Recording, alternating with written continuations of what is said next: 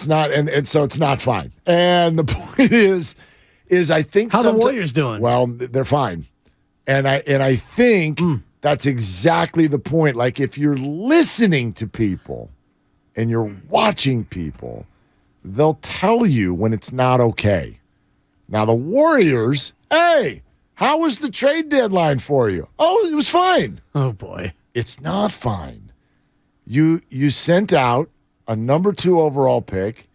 You got damaged goods in return. Man. And now there's a potential clue, that the damaged goods you got, who you think might be ready for the playoffs, might not be ready for the playoffs because of something else you tried to do and couldn't even execute that. And that thing was trying to sign Patrick Beverley. The Warriors are drunk with guards, and they tried to sign Patrick Beverley. All you got to do is ask Patrick Beverley, who's going to sign with the Bulls, and was asked about how he came to his final decision. It was between Golden State and the Bulls. Obviously, it's always good to play with a lot of great talent in Golden State, but, a lot of guards over there, So I figured, I can make a playoff push with the Bulls right now and kind of, pump them up a little bit. The East kind of weak. Okay, so this is fascinating on multiple levels. A, we wondered aloud, would the Warriors go after Patrick Beverley? I thought they should have. I wanted them to. And they did. Yeah. But that tells you they have internal discomfort on some level about one of two things. Either Gary Payton II is not coming back, or that idea that Draymond Green talked about, we just cannot get our guys to engage defensively. They agree. So they try to go get somebody like Patrick Beverley, who is truly an instigation sensation. Cha-ching. The other concerning thing is Patrick Beverley was given an opportunity to join the Warriors, and he chose the Bulls. Yeah, because the East is hella weak. That's why, Mark. Which, by the way, no, it isn't. No, it isn't. I mean, maybe he's talking about teams 6 through 12. Right. There's a lot more yeah. middle of the Packers in the West, and I know that Kevin Durant and Kyrie just came, but the two championship favorites are clearly Boston and Milwaukee. No? Yeah, they're among the championship favorites. I think they're the favorites. Yeah, I guess according to even Vegas, by data, fine. yeah. Right, but in terms of the bigger point, I think, for our audience and for this station and this team is he looked at the Warriors and said, I'm good. And I don't think that the Warriors are, quote, drunk with guards, as drunk as you think they're drunk with, because Gary Payton II may not play at all this year. Steph Curry is currently out. Klay Thompson plays a lot of the time, but not all the time. And then from there, you've got Jordan Poole, who doesn't defend.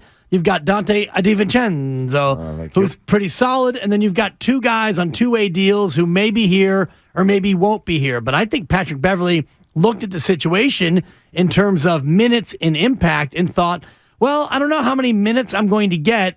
And maybe even if I do get minutes and I do have an impact, the Warriors still are no guarantee to make the Western playoffs. And if they make the Western playoffs, that's a gauntlet in terms of the difficulty to navigate the West. Do you know where the Chicago Bulls are in the standings? They're 11th, I think, right? They are 11th. They are 7 games under 500. And he's like, we make a playoff push. Dude, you're going nowhere. The Bulls are going absolutely nowhere. Maybe they get into this play-in tournament. They're not coming out of it. If they did, somehow, they immediately go to play Boston or Milwaukee and get totally swept. And you chose that over the Golden State Warriors? I mean, we've been bouncing around asking people around the nation, like, do you still see the Warriors as a true championship contender? Now, I remember the voice of the Dallas Mavericks was like, nope, I don't see it. We've had a number of other voices over the last few days who have like, no, they totally still see it. But this is a narrative on that, isn't it? If Patrick Beverley thought the Warriors were truly championship contenders, how the hell is he picking the Bulls over the Warriors? He's from Chicago, so that might have been a part of it in terms of where he wants to go, where he potentially wants to land. And if he goes to Chicago and plays the rest of this year, maybe he signs on with them in the future and he can end his career in his hometown. So that might be a part of it. But Kevin Love had the opportunity to sign here. And I guess Russell Westbrook, to a lesser extent, I don't know if the Warriors pursued him, but I don't know. I don't even know about Love. Did the Warriors? I don't know that they pursued Kevin Love. I don't know if they did either, but these are all buyout players who, could have, if the Warriors are in a different spot, maybe these are players who come here begging to join this team, but the Warriors at 29 and 29 are a gigantic question mark. And for Patrick Beverley to look at the Warriors and say, I'd rather go to Chicago, a team that is 7 games below 500, 2 games out of even the play-in game with 23 games left to go, to me is a damning indictment on where the Warriors are. Yeah, I know you call the Warriors a giant question mark, and I don't disagree. The Bulls are not even a question mark. And he had said the whole thing that got this conversation started last week was Patrick Beverley's tweet that he's like, teaming up with players at the very, very highest level, a dream come true.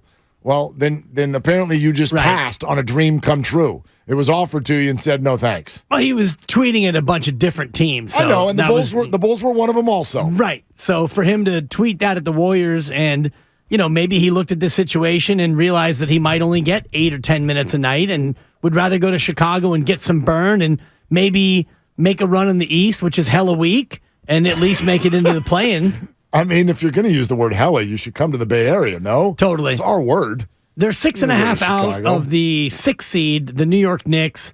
Miami's better than Chicago, but you look at Atlanta, Washington, and Toronto. Those are all teams that are vulnerable in terms of Chicago at least making it to the play-in. I mean, look. It's not the Bulls have lost 6 games. It's not going anywhere.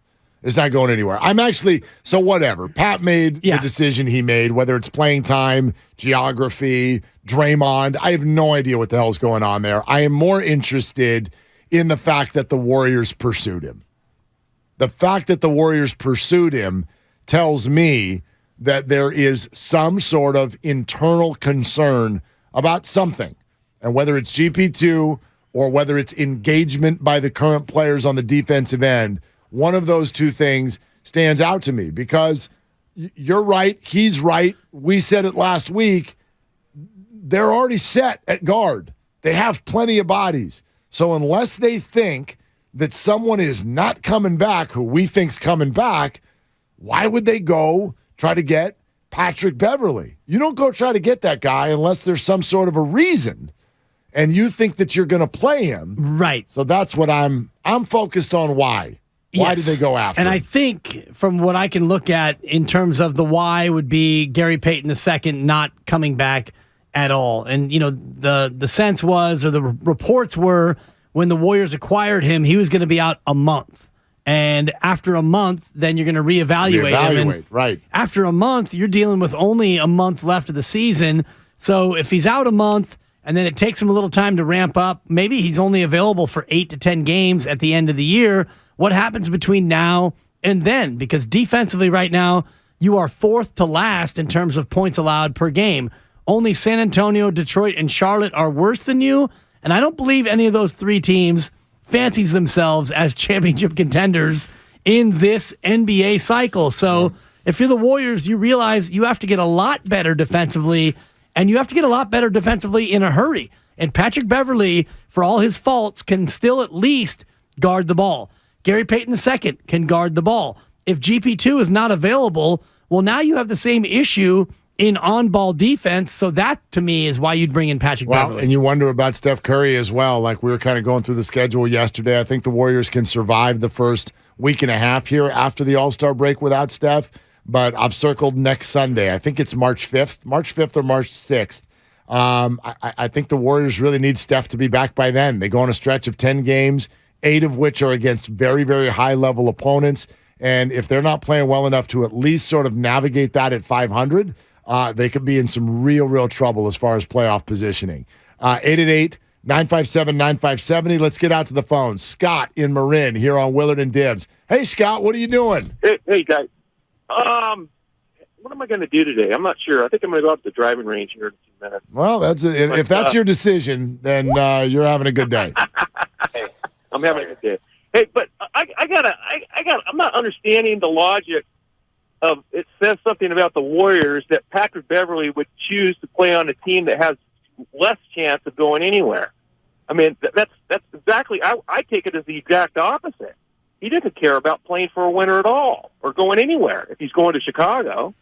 Well, so how is it logical that he's turning down the Warriors because because they're not any good too? I mean, I don't understand. I don't disagree with you. I'm just less interested in the stylings and decision making of Patrick Beverley. You know what I mean? Like, he's not ours, so I don't really care.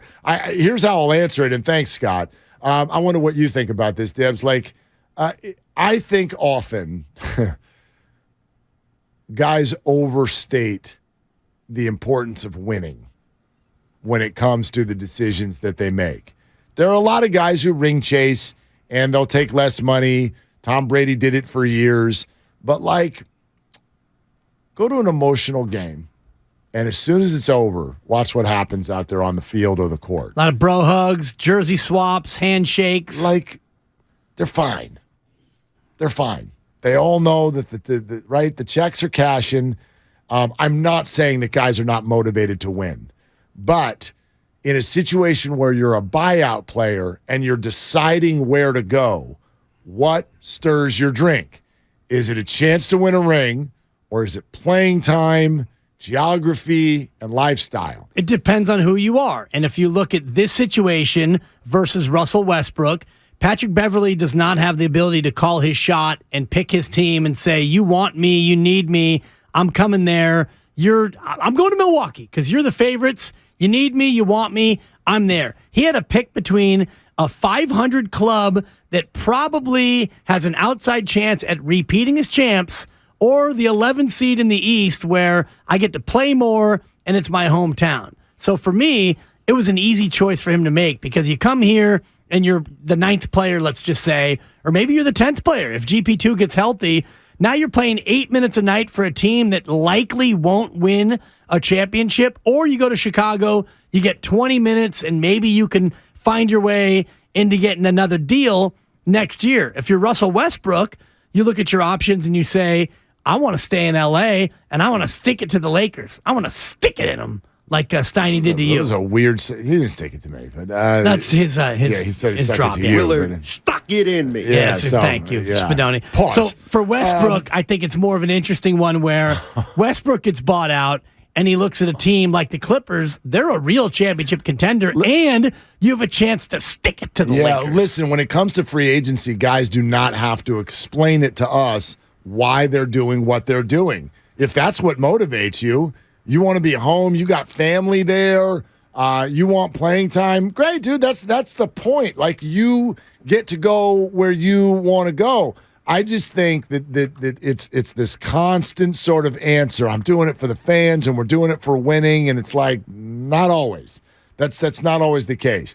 I'm just more interested in the Warriors side of this than the Patrick Beverley side of this. Kyle, what do you got? I kind of also wonder, like, the Warriors' pitch here is, hey, can you come play, be the third guard, and when GP2 gets back, you're probably going to be the fourth guard, versus the Bulls, who are like this rudderless ship right now, and they're like, dude, you can change our culture. You can come in and help turn our season around, whereas the Warriors are like, yeah, come be the third guard. I get it, but the other side to that is, okay, the Bulls, what does that mean? You can turn our season around. The Bulls have zero chance of having this end somewhere special.